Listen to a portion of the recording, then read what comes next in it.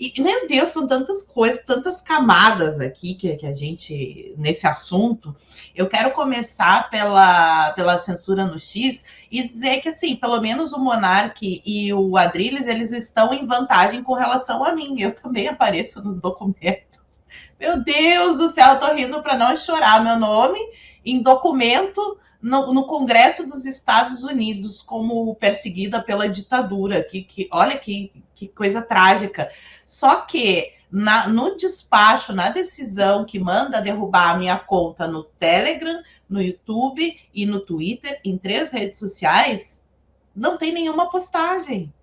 Até hoje, eu não faço a menor ideia de por que as minhas redes sociais foram derrubadas. Saiu notícia no Jornal Nacional, no dia que derrubaram as minhas contas, saiu uma notícia no Jornal Nacional dizendo que as contas haviam sido derrubadas porque essas pessoas estavam envolvidas no golpe do 8 de janeiro. Sendo que eu era uma das poucas vozes na direita que falava para as pessoas saírem da frente dos quartéis, pararem com essa palhaçada, porque uma vez anunciado o resultado das urnas eletrônicas, cabia a nós nos recolhermos, nos organizarmos para fazer oposição, que não ia adiantar, que o Lula ia subir a rampa, que os generais iam bater continência para comunista, que o comandante do Sudeste, o seu Tomás, onde estava todo mundo pedindo lá, fazendo papel de palhaço. Eu tenho pena dessas pessoas, porque eles foram feitos de palhaço, e que ele iria assumir o comando, e que o único interesse dos militares é que tenha um uísque de boa qualidade para eles jogarem dominó no domingo no clube militar. Eu falava isso, eu apanhei que nem cachorro, porque eu estava desestimulando as manifestações que ocorreram após as eleições. E aí, no contexto do 8 de janeiro, todas as minhas redes sociais são derrubadas porque eu estava apoiando o golpe, que teoricamente, na teoria deles, começou na manifestação em frente ao quartel, ao qual eu fui explicitamente contra. No dia 8 de janeiro, quando começou a invasão, eu fui para as redes sociais xingar as pessoas que estavam lá invadindo.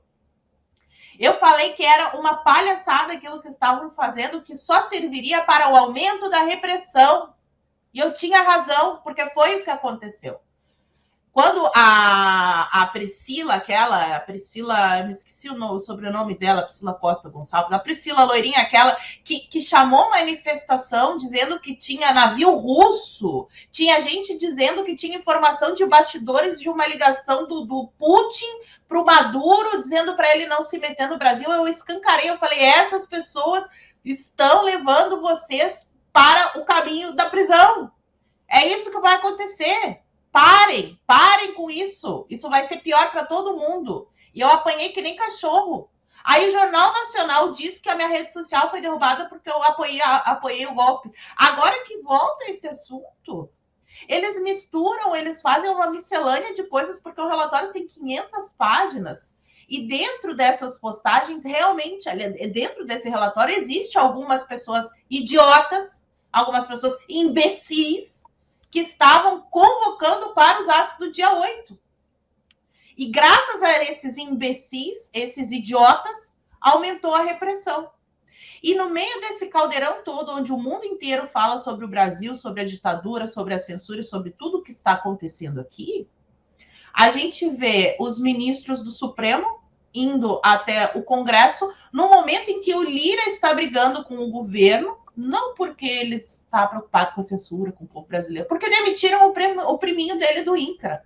Porque não vai ter data, porque o Lula vetou a norma do orçamento para liberação de emendas. Mas pouco me importa por que o Lira está revoltado. Eu quero que ele fique revoltado e que ele faça alguma coisa. A revoltinha dele é por grana de emenda parlamentar. É uma coisa de uma mesquinharia, até, tá? Mas não importa. Eles têm que brigar pelo poder, porque é a única chance que a gente tem. Agora, isso daqui amarra o rabo do Lira. A grande questão minha para você é... eu já vi os discursos do Marcelo, eu vejo todos os discursos do Marcelo Van Hatten, do Gustavo Gaia, do Eduardo Bolsonaro, os que falam, né? O Nicolas Ferreira também já falou várias vezes, Magno Malta, Jorge Seife.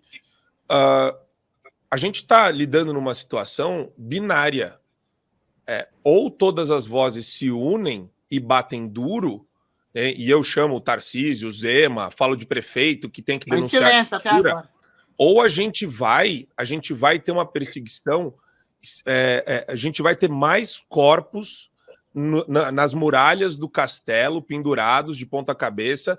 Algumas pessoas serão alvos desse regime para tentar, por meio do medo, né, colocar o regime numa situação de totalitarismo.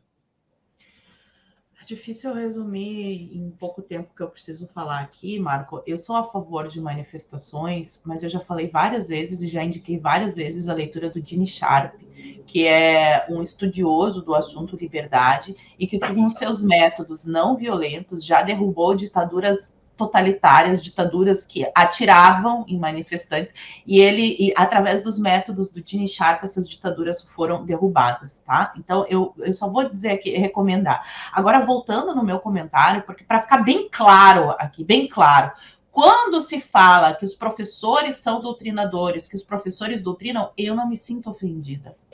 Porque eu tenho inteligência o suficiente para entender o que está acontecendo. Uma doutrinação nas universidades, de onde os professores saem com o cérebro lavado, eles são usados como massa de manobra, e a maioria deles, infelizmente, não tem consciência, e a gente precisa alertá-los falando a verdade. Então, da mesma maneira, eu espero que as pessoas tenham inteligência, que quando eu digo que o que aconteceu em frente aos quartéis foi uma grande estultice, que foi uma ação realmente de filhos da mãe, não quero dizer que todas as pessoas que estavam ali na frente foram filhos da mãe. Agora, quem ficou fazendo live do tic-tac, espere mais 72 horas, venham agora para frente do quartel, o sangue do Clesão está na mão dessas pessoas. São pessoas que fizeram uma psyops, uma operação psicológica para utilizar a massa do povo brasileiro, que quer ver um país sem socialismo, sem comunismo, sem ditadura. A maioria das pessoas que estavam lá são pessoas de bem, que foram enganadas por essa galera que fica puxando o saco de militar. Parem com isso. Vocês ainda não entenderam que o único interesse dos militares, da oligarquia, porque eles são uma oligarquia. E quando eu estou falando de militares, de novo, né? Tenhamos inteligência para saber que eu estou falando do comando, eu não estou falando da tropa, eu estou falando de quem toma a decisão, eu estou falando de quem fez vídeo dizendo que tinha submarino russo, que tinha tanta coisa. Então, assim, eu não estou falando que todos os manifestantes eram filhos da mãe ou estavam mal intencionados. Agora, aquelas pessoas que convocaram para ir a Brasília no 8 de janeiro, que convocaram para ficar acampados em frente ao quartel. Teve senhora que passou Natal e Ano Novo em frente ao quartel. Vocês não têm remorso? Como é que vocês dormem de noite sabendo que uma senhora de mais de 70 anos com câncer foi condenada a 14 anos de prisão? Quem não fala sobre isso, quem não dá nome aos bois, é um grandíssimo filho da mãe. Ou admitam que realmente vocês foram enganados, como foi duro para mim quando eu saí da faculdade e descobri que eu havia sido enganada, que eu fiz papel de idiota. Ninguém gosta de falar isso. Mas eu fiz papel de idiota durante a minha graduação, acreditando que o Paulo Freire era maravilhoso. Por favor, parem e reflitam. Para que serviu o 8 de janeiro? Para aumentar a repressão.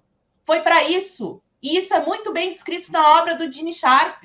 Ah, mas o que a gente ia fazer? Se reunir e se agrupar e se programar, por exemplo, para as eleições municipais. Eu estou recebendo diversas reclamações de diretórios municipais. Eles vão colocar, por exemplo, na cidade de Canoas, só para dar um exemplo bem, nomear bem aqui, o Bibo Nunes vai colocar na cidade de Canoas, ele pretende colocar na cidade de Canoas, para compor a chapa de concorrer à prefeitura, um cara que pediu voto para o Lula na última eleição.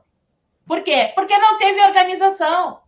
Porque todo mundo fica apagando incêndio, porque fica correndo atrás do rabo. E enquanto a direita continuar assim e não tiver um plano estratégico de curto, médio e longo prazo, a gente vai tomar 7-1 todo dia. E se eu estou falando isso é porque eu quero que o Brasil não seja uma ditadura socialista. Então, se organizar para a eleição dos conselhos tutelares, para a OAB, os representantes da OAB, da classe dos médicos, eleição municipal, organizações culturais, eventos presenciais, é isso que se faz. É assim que a esquerda ganhou espaço. E é assim que se faz. Eu não estou falando para a gente virar socialista, mas para ver qual é a estratégia política que funciona no curto, Paulo, médio e longo prazo. Então não venham me dizer aqui que eu virei esquerdista, que eu sou da turma do Weintraub e o cacete a 4. Porque vocês é que são lambe-saco de militar que fez a Operação Perfídia. E desculpa aqui eu me exaltar, mas quando eu vejo pessoas condenadas a 17, 18 anos de prisão, eu fico revoltada e a culpa é de quem chamou essas manifestações?